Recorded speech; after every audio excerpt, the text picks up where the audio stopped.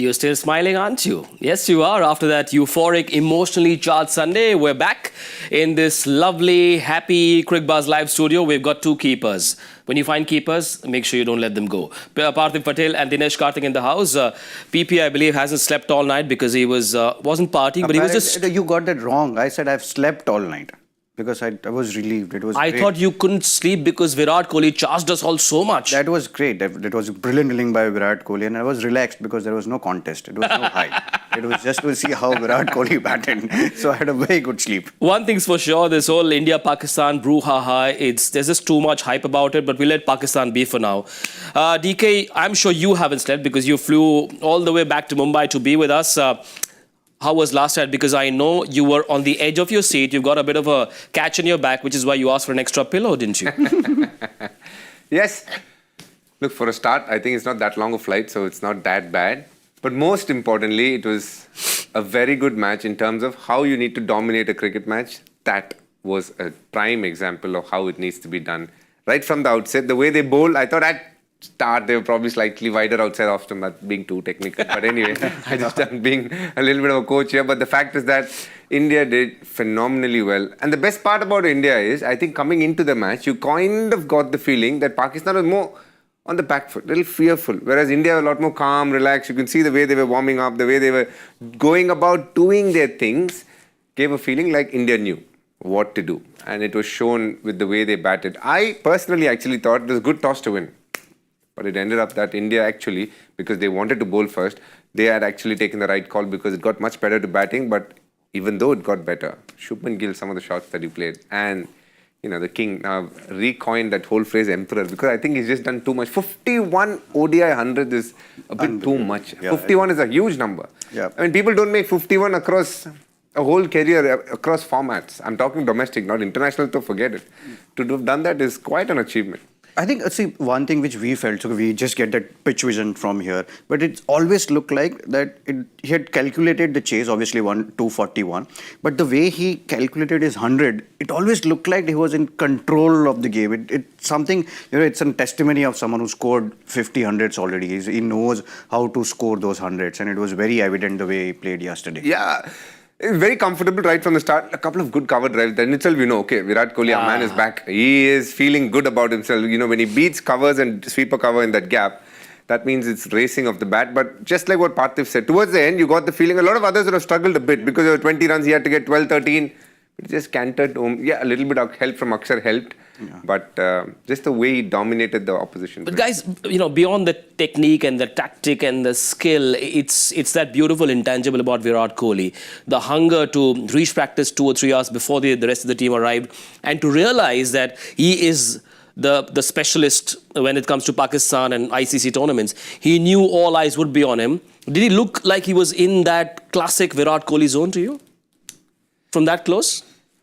I can't say no to that. I think so. He was feeling really good about himself. Look, the pitch was not the hardest of pitches to bat on in the second innings. Yeah. I'll give that to Pakistan because it wasn't a very tough pitch. Yeah. But the way he batted, dominated. And also I think Virat Kohli as a player has been there for some time as the king of this format. But somewhere in the 2000s, late 90s, when Sachin Tendulkar did well, the whole nation was very happy. Virat Kohli gives that feeling. When he doesn't do well, it's like the cricketing world is slightly dull. When he does well, it's always like, wow. It just feels nicer as a sport and you kind of have a smile on your face. And that's what Virat Kohli brings to the table. I've had a lovely morning watching all the reactions on X and on Instagram. Lots of fun videos put out by the Cricbuzz team as well. As far as the mahal is concerned, I've been told 85% Indians.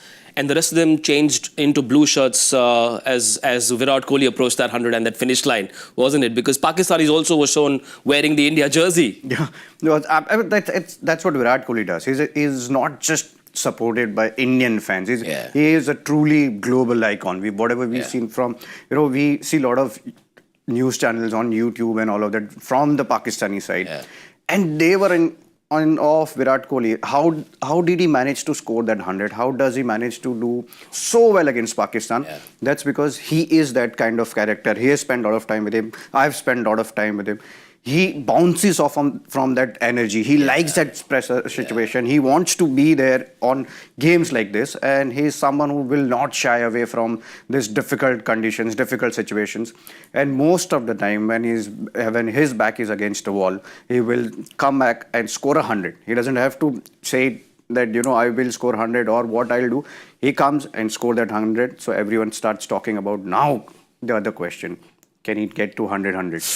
That's the other thing, which, that's a kind of player that Virat Kohli is. That's the beauty. In one side, we always speak about Virat Kohli and how it is nice being Virat Kohli. But this is what, the records chase him.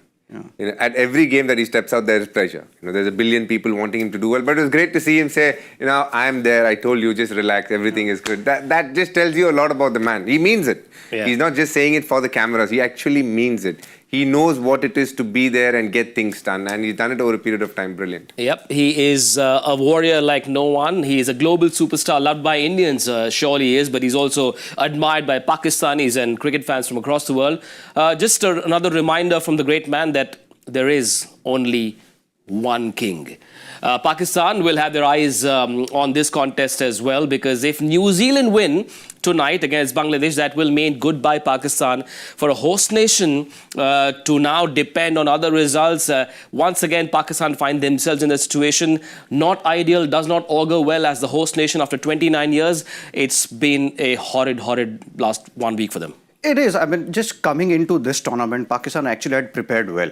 After 2023 World Cup, they had a good run in one-day cricket. They obviously didn't win that tri-series, which they played against South Africa and New Zealand. Yeah. But see, when you're talking about India and Pakistan, when you're talking about comparisons, India is far better team than what Pakistan is at the moment. Yeah. And yes, it's great to see that cricket has gone back to Pakistan. I think it's a great sign for Pakistan cricket. I think this will definitely improve their cricket, but obviously they'll have to find a way to get a win somewhere. But from here on, it looks very difficult that Pakistan will travel again to Dubai. Right. New Zealand have won the toss. Rawalpindi, in fact, will host its first game at the ICC Champions Trophy. New Zealand have won the toss and they've chosen to bowl first, and given what they've done in that first game, it looks like they're in the mood to make some magic happen. Let's take a look at their 11 if we've got it ready to see if they have made any changes to the lineup. Oh, Rachin Ravindra comes back in, and so does Kyle Jamieson. Daryl Mitchell is out with an illness, and that means Rachin Ravindra will get a go after getting injured in that tri-series against Pakistan, and Kyle Jamieson comes in as well. Shouldn't really worry New Zealand too much. Ravindra has, in a sense, become a proven performer at the world stage now. Rachin Ravindra has been a solid performer for them. He's grown in stature from the time he started, purely because of how well he's done for New Zealand, but also his time spent with CSK, TSK. He played not for TSK, but in MLC when he played for Washington Freedom, he did really well. So he's grown as a player in the last 6-8 months. But what's really nice about Rachin is the fact that his tempo is very similar, whether it's T20, whether it's ODI. He's able to bring the same tempo, plays a very high-octane brand of cricket, very good cricketing shots, doesn't try too much that is non-cricketing, but gets the job done. Kyle Jamieson is an interesting one. He's been out for so long. Yeah. For him to come back is good news for New Zealand. Wasn't meant to be in Pakistan for this Champions Trophy. He's replaced Lockie Ferguson, who got injured at the ILT20. Bangladesh have also made a couple of changes. Let's take a look at their lineup for this must-win game for them as well. They lost their opening game. The quickie, Nahid Rana, finds a spot in this lineup, and so does Mahmudullah. So two changes. They had to make these changes, Parthiv, because things just didn't work for them in that opening game. Yeah, that's something which we spoke about yesterday, when obviously Mahmudullah was injured for first game.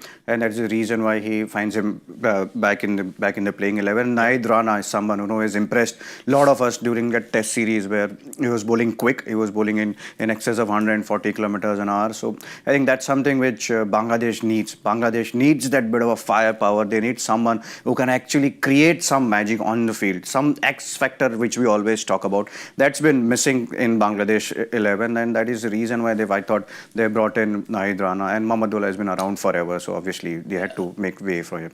Indian cricket in many ways, as far as on-field performances are concerned, financially as well, in terms of their overall influence on world cricket, India is like an oasis.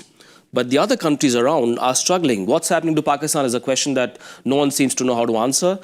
But I'm going to ask you the same question on Bangladesh. What is happening with them? They've had big stars. They've had the likes of Shakib Al Hasan, who doesn't seem to find favors these days, sadly. Mahmudullah, another performer that's been with them for a long, long time now.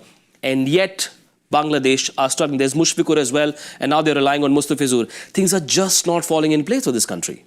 If you have to draw parallels between Bangladesh and Pakistan, the moment cricket administrators get into choosing squads and picking other parts of cricket, then it gets a bit murky. Yeah. Now, you see England, you see India to a large extent, you see South Africa, Australia definitely. They pick a group of selectors. That's where the cricket administrators sit. They pick professional selectors and they end up choosing, along with the captain and coach, what is best needed and suited for that tournament / venue, etc., etc. I think somewhere Pakistan and Bangladesh cricket, the internal turbulence hasn't helped them. Yeah. That is one of the main reasons why the growth in cricket hasn't been there. Yes, financially you can always speak for Pakistan, but Bangladesh is the second richest board in the world after India. So they don't have that excuse. They are the only debt-free board apart from BCCI. So that tells you they're health-wise, they're very good financially. Yep. So they not having done well is not acceptable. Afghanistan, which has started less than a decade ago, has scaled the ladder so quickly and have done so well for themselves. Bangladesh need to have a stronger look at themselves purely because they only look at the short-term goal. Just from a cricketing point of view, if New Zealand comes, if South Africa comes, they play on ranked turners and they only try win that series. Sometimes they don't end up doing that, but when they go abroad, they struggle. And even in T20s and ODIs, their batters don't find confidence because they don't play on good pitches. They want to just win that game, that series, instead of looking at the bigger picture saying, how do I grow a team? How do I give confidence to the team? And that's been the issue for some time now. The BCCI... Just to add to that, it never seemed like they had a succession plan to Shakib or Mustafizur or Mushfiqur. They never had that. And that's right where DK says that they always thought of short-term plans. There is no long-term plan. You have to, try and get someone like Tawhid Hridoy to give him a couple of years of, maybe make him a vice captain, like what India has done. Now Shubman Gill is your vice captain. Now you've got what happens if Mohammad Shami gets injured. Then you have Arshdeep is waiting, then Harshid Rana. And all sort of, there is a second brigade which is ready. And to Bangladesh, which is surprising because their list structure is really good. There are a lot of Indian players actually go there and play those games, and they get decent amount of money. They won the Under-19 World Cup in 2020. Yeah, so they have that players, but they just don't. They're not letting go. I mean, that's something in life. It is important to let go of whatever happens. So they do not let go things, and they hold on to the old players, so to speak, and that is a reason why they find themselves in the same situation time and again. The BCCI often doesn't get enough credit for how they've helped cricket flourish in India and how they've run the game. So clearly that's something that Bangladesh, unfortunately, has not had going for their cricket. It's more than just on-field performances. There's so much else that has to fall in place. But there's one man who perhaps might put his hand up and say, hey guys, why aren't you talking about me? I am someone who will take this team forward. Tawhid Hridoy, an impressive 100 when they were 35 for 5 down, and if it wasn't for that unfortunate drop catch, they might have been skittled out for 45, 50 odd. Tawhid Hridoy, very impressive 100 run innings that showed temperament. Absorbed pressure really well at the start. Yeah. Between him and Jakir, when they had that partnership, Tawhid was the one who looked a lot more solid. Yeah. He took his time, wasn't in a hurry, waited for the moment to put pressure back. But when he did get going, he played some lovely shots. Plays fast bowling very nicely, which is a very important skill to have coming from Bangladesh because they don't get to play on pitches which help fast bowlers. So it's nice to see someone who can deal with pace bowlers really well. Yep. And then at the back end, he was able to play a lot of shots, but by the real end of it, he was struggling with cramps and hence he couldn't obviously play a lot more attacking than what he would have liked. But overall, as a package, you kind of liked what you saw. But the interesting thing is, in the lead up to the game, the choice was between Tawhid and Jakir. One of them only would have played if Mahmudullah was fit. So it tells you that he almost just clung on to his place because of the knock that he's played. And they both ended up doing well in that game, Jakir Ali and Tawhid Hridoy. He's not played Test cricket yet. He's only 24 years of age. He's a product of the Bangladesh Premier League.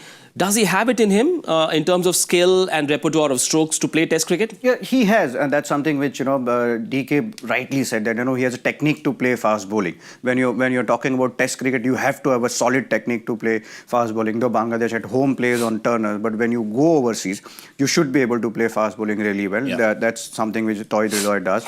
And other thing is, whenever I remember a couple of years back when we were talking about Asia Cup, and there was one player who could be that player can emerge as a leader in Bangladesh camp, and that Tohid Hridoy's name came first, and that's the reason why Bangladesh is giving him long rope. So he is someone who can actually can take Bangladesh's torch forward. Bangladesh searching for players to put their hands up. No such problems for New Zealand. They've found different people who've turned up and they've delivered performances that have helped New Zealand win. Take a look at what's happened in the last 6 matches that they've played and won. The 2 bilateral games against Sri Lanka, Henry, Ravindra, then the tri-series, Pakistan, South Africa, Pakistan again. Different people have put their hand up. There's something about New Zealand that they don't rely on prima donnas or superstars or big names or iconic heroes to do the job for them. Yeah, but see, obviously, as a coach or as someone who wants to give a definition of team, and that's New Zealand. We always hear in a dressing rooms, or we see that together everyone achieves more, and that's something which New Zealand is. And that graphic also shows that you will find a different player of the match in different games. And to me, in this tournament, apart from India, I think New Zealand looks like a complete team. When you look at their top order, they have a solid top order. They've got a very good middle order batters who can play spin really well, and they have a power hitter in Glenn Phillips too, and winning quality spinners, good consistent fast bowlers. So this team actually, every ICC tournament we go and say these are the dark horses, but I don't think these are the dark horses. This New Zealand team is actually a contender to win this Champions Trophy along with India. One of the favourites for you, DK? 100%. No doubt about it. I think Parthiv is bang on. It is a team that always punches a little bit above their weight, and they come together as a group. Their fielding is top-notch, the best in the tournament by a distance, I feel. They're bowling, they have good all-rounders. They have all the makeup of being a solid team. And so far, in Asia, they've been absolutely gunned. They just lost that series against Sri Lanka, dominated India. Now they've gone back to the tri-series, done very well. They are a real good, well-oiled unit. Yes, New Zealand is often the story of, the sum of all parts doing better than the odd one or two individual star. One man that seems to have a great future, remember, no Trent Bolt anymore for New Zealand. Tim Southee isn't around either, and therefore that little country that's very impressive is now looking at the very tall William O'Rourke to do the job with the new ball. Picked up the wickets of Shahid Shakil and Mohammad Rizwan in that opening game. You, on one of the Hey CB episodes, spoke about how that nagging length that he bowls is something that makes him special, and he did the same job against Pakistan the other night. What makes Will O'Rourke really hard to play as a right-hander for a start is his angle. He bowls in-swingers which comes at you, and he has steep bounce. He's a tall lad and he has a very high release, so he always, almost when he hits length, hits the bat a lot higher than what normal bowlers would. That in itself is a challenge. Add to the fact that he gets the ball to come back in and has a very nasty bouncer, and that's why even in Bangalore, if you just jog your memory back a little bit, he troubled Indians. Because the ball coming back in, they were finding it very hard to deal with. A couple of them, Virat Kohli caught at backward short leg. So when a bowler of that height and good pace hits a good length, it's always hard work. And for the left-hander, he almost gives you nothing because he's constantly at it. The good part is, when he bowls length, he's almost unhittable. At proper length, 4 to 6 meter mark, he goes at just around 3.5. There we go. And short and full is when you can actually get hold of him, and even that's not too much. 6.85 is not that bad, but his short ball can be very effective. Even the other day when a batsman looked to hit him, he got one at third man. So he's got pace as well, and that's why he is touted to be the next big thing among fast bowlers coming through for New Zealand, and it's good to see him not only play Test cricket but also the white ball formats. Does he have it in him to do what Bolt and Southee have done for New Zealand for a longer period of time across formats? So both of Bolt and Southee were different kind of bowlers. Both of them were a swing bowlers. He's someone who can hit. He's a hit the deck bowler, but he has that consistency which Southee and Bolt had. And the great example which DK said about a steep bounce. So whenever he's bowling high release, but for him obviously, if he works on it at slow ones and maybe a Yorker at the end of the inning, I think he can be that complete bowler that New Zealand is looking for. He'll also be hoping that he doesn't have to play too much cricket on these lifeless Pata pitches, because they're hell for fast bowlers. They've got to keep bending their back with very little help. It's hard work in Pakistan. Probably at times the pitches are even better to bat on than India.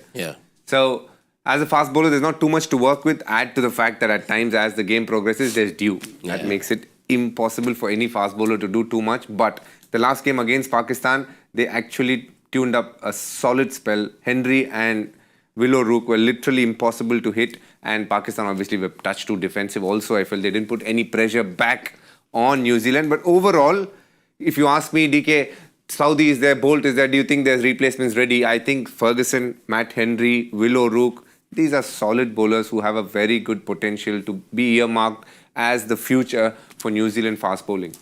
Willow Rook about 6'8". Kyle Jamieson 6'4" or 6'5" or whatever it is. For you and I, it is an alien thing. But Bangladesh, average height, I'm sure, is much shorter. They'll have rockets coming at them from the first floor or the second floor. Yeah, it is difficult. See, when we understand, when you're facing a taller bowler, your stance changes, your eye level changes. You have to slightly look at the higher level. That's when your body weight goes behind. So those are the slight adjustments which you have to make when you are playing a taller bowler. And someone like William O'Rourke and Kyle Jamieson, that will make Bangladeshis both difficult because all of them are almost our height. I mean, not my height, not your. Thank you. So it is a bit of adjustment which you have to make, and that's not easy because you don't face those taller bowlers too often. Correct. And I also feel there are not many rooms in which I feel tall, so I just wanted to say that. Moving on, I'd rather talk about the spinners. Not that I'm any taller, but there is no respite for the Bangladeshi batters either, even when these two will be done, because there is that spin troika that has impressed a lot of fans in India as well. And there's Satya Prakash, who has an opinion on that spin trio that New Zealand have, and he wonders if you guys agree with him. He honestly feels that the all-round troika of Santner, Bracewell and Phillips are even better than the trio of Akshar, Jadeja and Kuldeep/Varun. That's a big call. Do you guys agree? Partly I agree, partly not. Partly I agree because all three of them play in the 11. In this, you have Akshar, Jadeja, Kuldeep, they play. Varun obviously doesn't play, but also all three of them bat. Whereas in India, Kuldeep doesn't give too much with the bat. That's the difference. But if you take pure bowling quality, the Indian team is definitely a lot more skillful. Jadeja, Akshar and Kuldeep is much tougher to score against, and on a pitch which has a little bit, they'll extract a lot more out of it compared to a Bracewell, a Glenn Phillips and a Mitchell Santner. Do you want to spend 3 minutes talking about 4D Glenn Phillips first, or will you talk about No, I'm just first, I'll say cut, copy, paste, whatever he has said.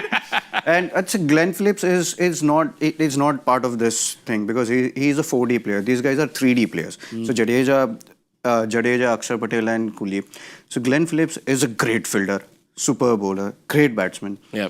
And a wicket keeper. Yeah. And he plays for Gujarat Titans. So 5D now. 5D now. And that you picked him. Yeah. So but he is actually, turned out to be an absolute breathtaking cricketer in the last 3 months, purely because of the way he's batted and more so the energy he brings on the field. Outstanding to watch. Right, New Zealand, in case you've just joined us, have won the toss in Rawalpindi and they will be bowling first, and that means that Bangladesh will be looking at their openers to do the job. It's been a weakness for Bangladesh. They've tried about a dozen opening pairs and they're hoping that their current pair does the job for them. A part of that pair is Tanzid Hassan Tamim. I hope I got that right because these names are very confusing. A nickname Tamim is someone who will serve this country much like Tamim Iqbal did. Let's take a look at his numbers. Numbers not so impressive, but Parthiv, from a skill point of view, in white ball cricket, do these numbers do justice to his ability, or does he have a lot more to offer, you reckon? See, he has another 24-year-old. Yeah, so he has a lot more to offer. There is no doubt. When you're talking about only technique, he has that technique. There is no doubt about it. But what is important here is that he's getting those 50s, he's getting those 30s and 40s. Yeah. So for an opener, you expect in a 50-over game, once you're set, once you've scored 30s and 40s, you want them to score hundreds, and that's what their job is. Yeah. But technique-wise, he definitely has it, but he has to work on that concentration. But because he starts his inning really well, he goes through the difficult phase really well. He lets the ball go alone. The strike rate is high there, and those shots he just doesn't go out and slog. Those are all cricketing shots. That's where he has the ability to hit boundaries with new ball, so he doesn't take that much of risk. It's just that converting those 30s and 40s into bigger scores. That should be in his mind. Him and Tauhid Hridoy were a part of that under-19 Bangladesh team that won the World Cup in 2020. For any young kid watching who hopes to or wants to be, aspires to become an opener, boy or girl, what are the must-have key ingredients in an opener at the top level in white ball cricket? I think Parthiv is open quite a bit, so I think he is a fair person to answer this question. I think it's just important about, letting that phase go. We obviously try and say, okay, use the power play. You don't have to think about using power play in a 50-over game. Yeah. You have enough time to make up for your dot balls. And with this new ball, it doesn't move as much. You are playing in a conditions like this. You can give yourself a bit of time, 4 or 5 overs, and you can build onto it. Yeah. You don't, and obviously, try and start your inning as a test opener. Yeah. Just let the ball go. Then anyway, bowlers will give you that back of the length where you can hit through the line. Pitches are great, so you don't have to create things. But that's the mindset is more important. Once you're picked for an international side, you have your skill set. It is just about adjusting to the tempo to understand what works for you. So someone like Shubman Gill, what is working for him? It's the tempo of one-day cricket. It's the when to pace your inning. That's something you can only learn by spending that much of time in the middle. So for an opener, you have to give yourself a bit of time. That's important. In particular, speaking about Tanzit, it actually doesn't have the problem that you actually discussed. He doesn't start badly. He actually starts very well. He's got the best shots in the power play. He plays the cut and pull nicely. Yeah. He can flick a ball in a very strong manner. Even in the India game, he started very well. His problem is what Parthiv spoke about. How do you build an innings? Post the 10-over mark, how do you keep taking it deeper into the game? I thought Tamim Iqbal, when he came off, also started this way. He used to play some breathtaking shots, but never been able to carry on. But towards the mid part of his career, that's what he learned and became very good at it. Now, ideally, he should be speaking a lot with Tamim if, they're on talking terms. I'm sure he's a young boy, he would be on talking terms. Yeah. And understand what it takes as a Bangladeshi batter to how do you learn the tricks of being there through the middle, because he's got skill. He plays spin well, even against India in the Test series. Yeah. He used to get 20s and 30s before Ashwin got him out a couple of times, etc., which is hard work. But in general, he can start well. It's about him understanding how to score runs, how to be there for longer periods of time. Tamim Iqbal, in fact, played all his 240 ODIs as an opener. So, as you said, not a bad guy to refer to or pick his ears.